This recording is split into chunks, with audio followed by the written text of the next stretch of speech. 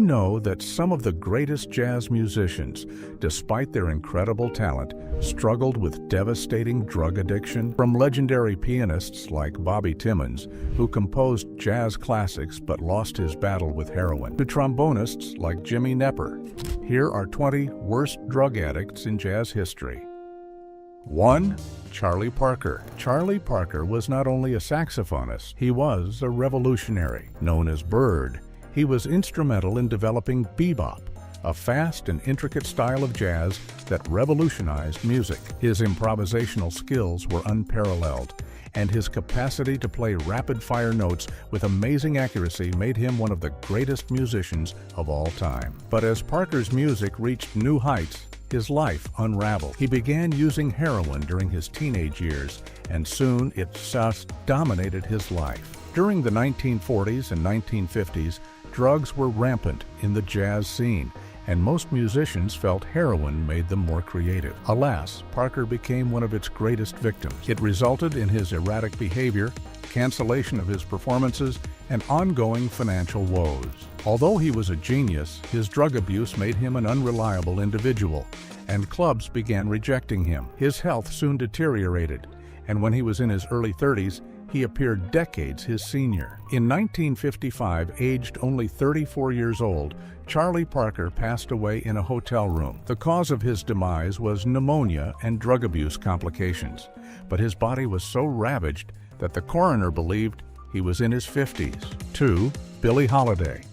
If jazz had a queen, Billie Holiday would be her name. She had an emotional voice, and whenever she sang, you could feel every ounce of pain and passion in her songs. Strange Fruit and God Bless the Child made her a legend, and even now, nobody sings like Billie.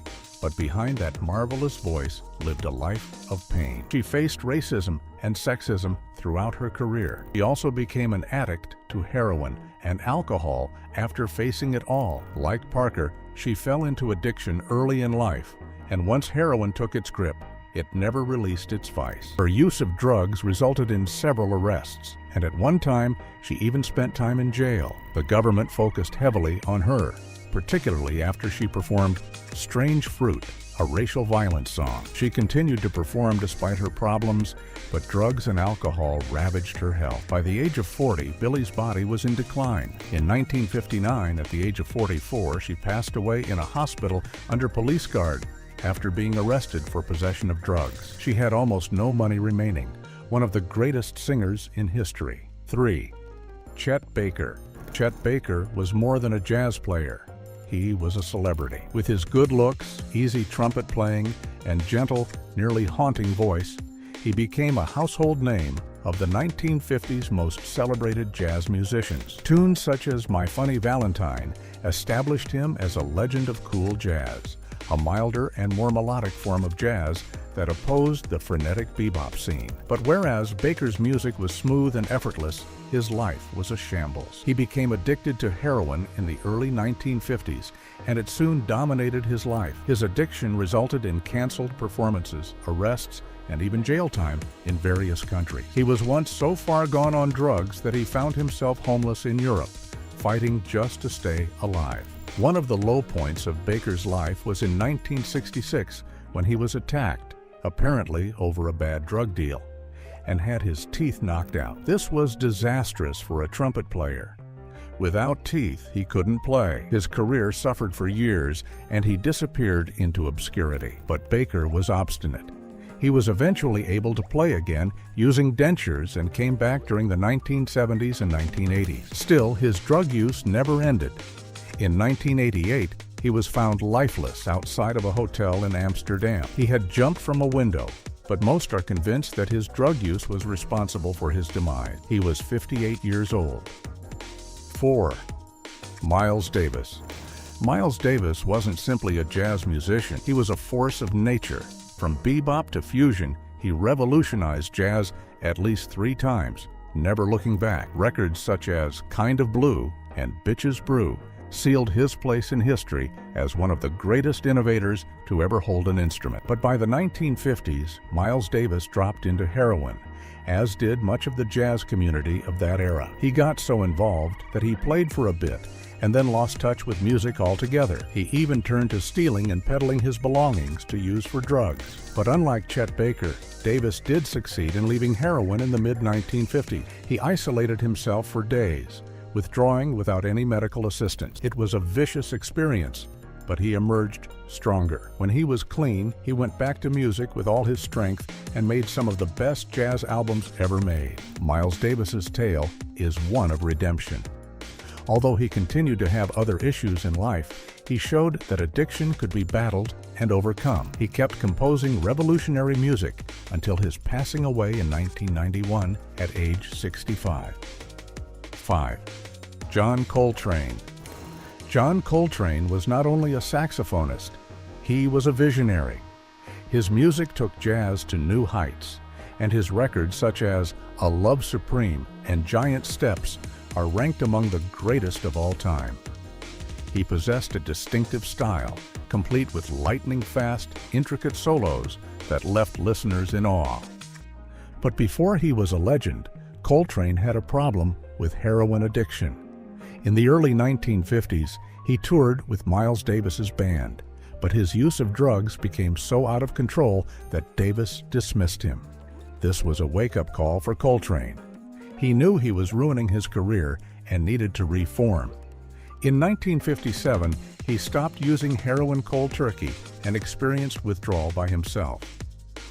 It was a difficult experience, but he was determined to be sober. From then on, his music became even more spiritual and intense. He felt that his sobriety was a blessing from God, and his subsequent music expressed that feeling of profound significance and purpose. But although he conquered heroin, Coltrane wrestled with alcoholism towards the end of his life. His health faltered, and in 1967, at the age of only 40, he passed away from liver cancer. The jazz community was stunned by his demise, but his legacy endures as some of the most revolutionary jazz music ever made. Said Art Pepper. Art Pepper was among the greatest saxophonists of his generation, who played with such smoothness but also with emotion. His work, Art Pepper Meets the Rhythm Section, remains a masterpiece. But Pepper had a heroin addiction, and it took him down a bad road. Unlike Coltrane, who cleaned up, Pepper continued to use drugs for decades. His addiction resulted in numerous arrests, prison time, and lost opportunities. He spent years behind bars, including time at the notorious San Quentin prison. Even outside of prison, his addiction plagued him. He would be gone for extended lengths of time, miss episodes, and not be able to maintain his career. Record companies and jazz clubs lost faith in him, and he missed numerous opportunities to get even larger. Even with all of his troubles, Pepper never lost his passion for music. In the late 1970s and early 1980s, he experienced a revival, releasing some of his finest albums despite ongoing addiction struggles. He also authored an autobiography, Straight Life, which provided a candid and unflinching portrait of his existence as a jazz musician and addict. Unfortunately, the years of drug abuse affected his health. He passed away in 1982 at age 56 due to a stroke. Despite the roller coaster life he lived, his music is some of the most lovely and expressive saxophone playing ever put on tape. 7. Sonny Clark. Sonny Clark was a gifted jazz pianist with a smooth, bluesy approach. He was one of the most admired players in hard bop jazz, which took the blues, gospel, and bebop and made them something new and exciting. His records, particularly Cool Struttin', remain classics to this day. But despite his amazing ability, Clark fought a heroin addiction for much of his brief life. Drugs were unfortunately a part of the jazz culture in the 1950s, and Clark fell victim to the habit early in his professional life. Initially, he was able to continue playing, but as his career went on, the addiction consumed his life. His addiction to drugs made it hard for him to maintain consistent work. He flunked gigs, lost gigs, and his health began to deteriorate. Though he kept working on making music, he was struggling. Other musicians were concerned about him, but addiction is a hard fight to win. Unfortunately, in 1963, just at the tender age of 31, Sonny Clark perished from an overdose of heroin. His demise was a colossal blow to the world of jazz. It is felt by most that if only he had been allowed more years to live, he would have produced even more revolutionary music. He is remembered today as being among the all-time great jazz pianists, an artist whose talent was certainly unmistakable, but whose life had been terminated way too early. Elvin Jones. Elvin Jones managed to overcome his addiction and keep producing music for decades. Jones was a great jazz drummer, famous for playing in John Coltrane's quartet during the 1960s. He was a strong, intricate, and energetic drummer, and his work influenced the sound of contemporary jazz. But before he emerged as one of the greatest drummers in history, Jones fought a battle with heroin addiction. Like many of his generation of jazz musicians, he became ensnared in the drug culture, and it almost ended his career. His addiction caused him issues with work and relationships, and it appeared that he might not survive. Yet Jones made a decision that would change his life forever. He committed to getting clean. Struggling to put heroin behind him, he worked solely on music. After he kicked his habit, his career skyrocketed. Performing with John Coltrane, he contributed to some of the most influential jazz recordings ever made, including the iconic album A Love Supreme. Contrary to what had happened to many other musicians who had been addicted to heroin, Jones lived a long and prosperous life. He kept performing and encouraging drummers from all over the world until he passed away in 2004 at the age of 76. Fats Navarro was one of the greatest trumpeters of his day. He recorded during the era of bebop, when jazz was swift, frenetic, and loaded with intricate melodies. Navarro had a sensational sound, mind-blowing technique, and the ability to make it look like playing came as easily as lifting an arm. He performed alongside jazz icons such as Charlie Parker and Bud Powell, contributing significantly to the development of the art form. But Navarro's life was no easy ride. He was addicted to heroin early in his life, something that was common among jazz musicians in the 1940s. The substance greatly affected his health. He already suffered from tuberculosis, and the heroin made it worse. Instead of seeking medical treatment, he continued using drugs, further deteriorating his body. At the age of 26, Navarro's body no longer could resist the disease. He passed away in 1950, leaving behind a work that seemed incomplete. It is widely believed by jazz enthusiasts that if he lived a little longer, he would have been among the largest jazz stars of all time. 10. Dexter Gordon. Dexter Gordon towers in both jazz talent and person, standing as tall as a giant at an impressive 6 feet 6 inches. While playing the tenor sax with a deep yet rich, smooth delivery, his play was a masterful blend of bebop and swing, setting him apart but making him among the most sought-after figures during his time, and indeed much later. But like so many of his contemporaries, Gordon got hooked on heroin. His drug use resulted in several arrests and even a stint in jail. He spent years fighting, not being able to play as well as he was capable of. The jazz community is high energy, and while Gordon's drug habit worsened, he began losing bookings. For a moment, it appeared that his career was done for good. Yet unlike Fats Navarro, Gordon got another chance. Upon his release from prison, he began to gradually rebuild his life and career. In the 1960s, he returned with an astonishing comeback, producing some of the best albums he ever recorded and touring around the world. And his music sounded even more full of depth and emotion due to his struggles. One of his greatest moments in his career probably saw the light of day in 1986 when he was featured in the film Round Midnight. He acted as an addicted jazz musician. He eventually got nominated for an Academy Award, making it a rare history for the filmmaker. Gordon passed away in 1990 at the age of 67. 11. Bud Powell. Bud Powell was an innovative jazz pianist and has even been referred to as one of the founding fathers of bebop piano. His rapid, intricate, and emotionally expressive playing raised the bar for jazz players. He performed with giants such as Charlie Parker and Dizzy Gillespie and inspired succeeding generations of pianists. But beneath his musical genius, Powell was fighting severe personal demons. He had been exposed to heroin at an early age, a prevalent vice among jazz musicians during his era. His use of drugs exacerbated his mental illness issues, and in 1945 he was brutally beaten by police, which left him with permanent psychological trauma. Years went by and Powell's addiction and mental illness ran rampant. He spent time in psych wards, undergoing electroshock therapy, a discredited method that hurt him more than it helped. His ability was still there, but his performance was erratic. He would play superbly at times, reminding people why he was a legend. At other times, he was hardly able to get through a performance. By the 1960s, Powell's health was seriously deteriorating. His alcohol and heroin use had weakened his body and mind. He passed away in 1966 at the age of only 41, a sad loss for jazz.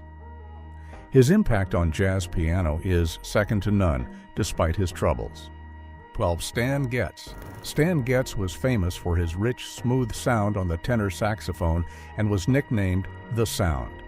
He was perhaps the most commercially successful jazz player of his generation, playing bebop, bossa nova, and everything in between.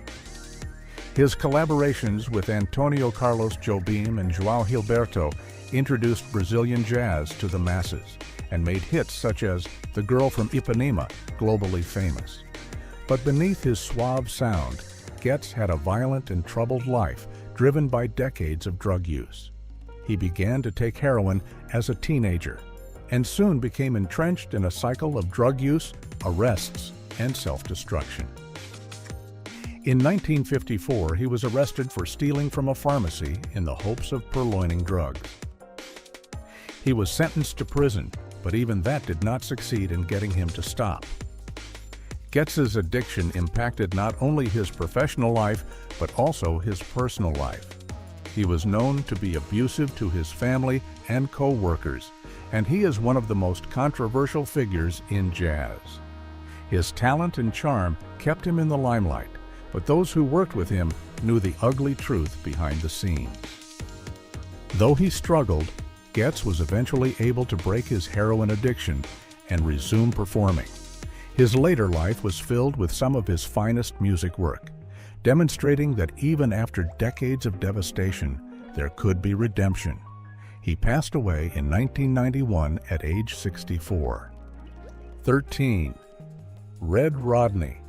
Red Rodney was a brilliant jazz trumpeter who is most famous for playing with the great Charlie Parker. He was one of the only white players in Parker's band, demonstrating that ability could overcome racial divisions in jazz. His silky, lightning-fast trumpet playing earned him a place in the spotlight, and he soon became a star in the bebop universe. Yet, as with many of his contemporaneous jazz players, Rodney was exposed to heroin at an early point in his career. He felt that the use of drugs would make him part of the other musicians and even improve his creativity. Rather, heroin consumed his life, causing him years of addiction and legal issues. Rodney's use of heroin impacted his consistent performance, and his addiction resulted in repeated arrests. He served time in jail and found it difficult to keep a steady job. His habit cost him a lot of money, leading him to engage in odd jobs and even resort to scams to stay alive. Despite all these battles, Rodney staged a huge comeback during the latter years of his life. He finally cleaned up and became successful again, playing alongside some of the greatest jazz players in the business. 14. Jackie McLean. Jackie McLean was another jazz legend, famous for his biting, emotional alto saxophone sound. Influenced by Charlie Parker, he became one of the most revered musicians in the history of jazz. His playing was distinctive, littered with raw emotion and intensity, which set him apart in a cutthroat world of jazz. But as with many of his musician contemporaries, McLean became a victim of heroin addiction. He began using as a youngster and for a time thought he could maintain his music and his use. Addiction caught up with him, though, and affected his career. Among the biggest setbacks he suffered was losing his cabaret card, which provided a license for musicians to play in clubs. Without his cabaret card, McLean was not able to play in New York's jazz clubs, and this greatly restricted his opportunities. Most clubs then had rules prohibiting the hiring of musicians with drug-related arrests, and McLean's reputation denied him gigs and income. But rather than allowing addiction to control his life, McLean finally got back on track. He struggled to become clean and revive his career. In his later years, he became a well-respected jazz educator, teaching at universities and inspiring a new generation of musicians. 15. Paul Chambers. Paul Chambers was a legendary bassist, known for his smooth, melodic playing that laid the foundation for countless jazz masterpieces. He played with some of the biggest names in jazz, including Miles Davis, John Coltrane, and Cannonball Adderley. If you've ever listened to Miles Davis's classic album, Kind of Blue, you've heard Chambers's deep, resonant bass lines driving the music forward. Though he was a genius, Chambers had a long history of heroin addiction and alcoholism. Like so many jazz players of his era, he was swept up in the culture of heavy drug use that permeated the jazz world. Some thought that drugs stimulated creativity, and others just fell into the habit because of where they were. Addiction took a severe toll on Chambers' health and career. His previously impeccable playing became erratic, and his body began to break down. Heroin and alcohol compromised his immune system, and he was easily susceptible to sickness. Unfortunately, he contracted tuberculosis, and his condition worsened quickly. In 1979, at the age of only 33, Paul Chambers passed away, yet another jazz legend gone all too prematurely. 16. Philly Joe Jones. Philly Joe Jones was among the greatest jazz drummers of all time. He was most famous for playing with Miles Davis's first great quintet, where his dynamic, intricate drumming style established the sound of 1950s jazz. His skill at merging rhythm and melody made him a favorite among musicians and jazz enthusiasts. But although Jones was a virtuoso on drums, he struggled with a bad heroin habit in his personal life. His addictions interfered with his professionalism, dependability, and sense of well-being. In contrast to some players who were able to maintain successful careers despite dependency, Jones increasingly lost engagements and opportunities due to his habit. Occasionally, his heroin habit got so bad that he vanished from the jazz world altogether, unable to maintain regular employment. Though his ability was certain, club managers and band leaders were hesitant to hire an artist who couldn't be relied on to perform at his best. 17. Jaco Pastorius. Jaco Pastorius was more than a bassist. He recast the possibilities of what a bass guitar could be. With his innovative fretless playing, Jaco added a level of melody and expression that had never been heard before. His recordings with Weather Report, his solo albums, and his work with artists such as Joni Mitchell made him one of the most influential bassists in history. But with his brilliance was the inability to deal with addiction and mental illness. Jaco struggled with bipolar disorder, which, coupled with his growing use of drugs and alcohol, sent his life spiraling out of control. Early in his career, he was charismatic and self-assured, but as his addiction worsened, his behavior became more erratic and self-destructive. By the mid-1980s, Jaco was homeless and on hard times.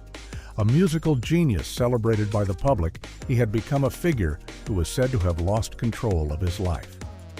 His addiction kept him from keeping up relationships and employment, and his brilliant playing was affected.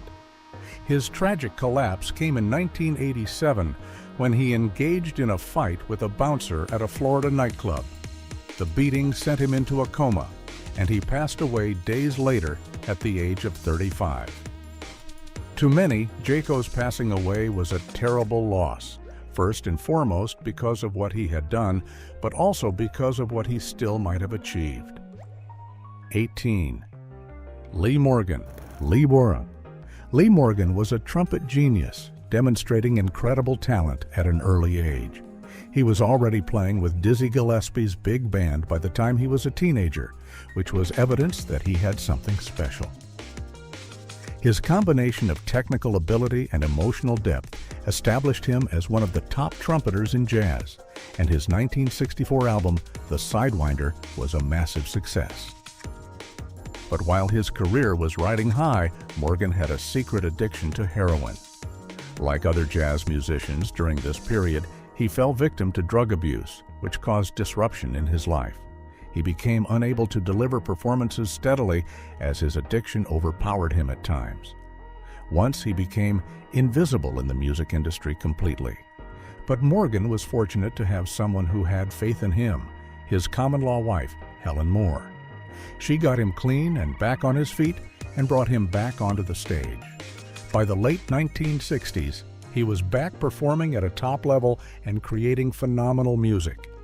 Sadly, just when things seemed to be going right for him, his life took a dramatic twist. In 1972, at a performance at Sluggs' Saloon in New York, Morgan had an altercation with Helen. In anger, she drew a gun and shot him. The club was in disarray, and due to a snowstorm, it took too long for assistance to arrive. Morgan hemorrhaged and passed away at the age of 33. 19. Bobby Timmons.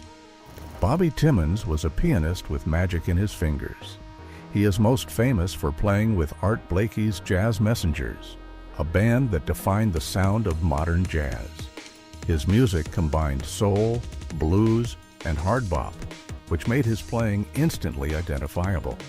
He also wrote some of the most well-known jazz songs, such as Moanin', Dot Dare, and This Here. Although he was a talented musician, Timmons battled heroin addiction for years. Initially, it appeared as though he was able to juggle his music and his habit, but with time, the addiction took center stage in his life. His playing, which was so full of energy and vitality, began to decline. He missed performances, became erratic, and his promising career began to decline. Most of his contemporaries, who were jazz musicians, were also using drugs, convinced that they assisted with creativity. But addiction only destroyed careers and shortened lives. Timmons was no exception. His health worsened dramatically, and by the time he hit his late 30s, his body was already deteriorating as a result of years of drug use. It was in 1974, when he was merely 38 years old, that Bobby Timmons passed away due to cirrhosis of the liver, a consequence of his drug abuse. 20. Jimmy Knepper. Jimmy Knepper was among the great trombonists of his day. He recorded with some of the most influential jazz players of all time, including Charles Mingus, and was regarded as a smooth, lyrical player. His knack for infusing the trombone with warmth and personality made him the standout figure in an era of jazz titans. But like so many musicians of his era, Knepper suffered from drug addiction. The jazz scene in the 1950s and 60s was awash with musicians fighting against substance abuse, and Knepper was no different. Although he was able to continue playing and working, his use of drugs brought difficulties into his personal and professional life. One of the largest problems in Knepper's career was in 1959 when he became involved in a violent confrontation with Charles Mingus. At a rehearsal, Mingus punched him in the mouth, broke his teeth, and messed up his embouchure, how he used his mouth to play the trombone. This injury had a severe impact on how he could play, and some report that it destroyed his career. Although he kept on performing for years, Knepper never managed to be as successful as he could have been if his afflictions hadn't kept him from it. While his use of drugs was not nearly as well publicized as other such issues within the jazz scene, they nonetheless contributed to his struggle during his most successful time.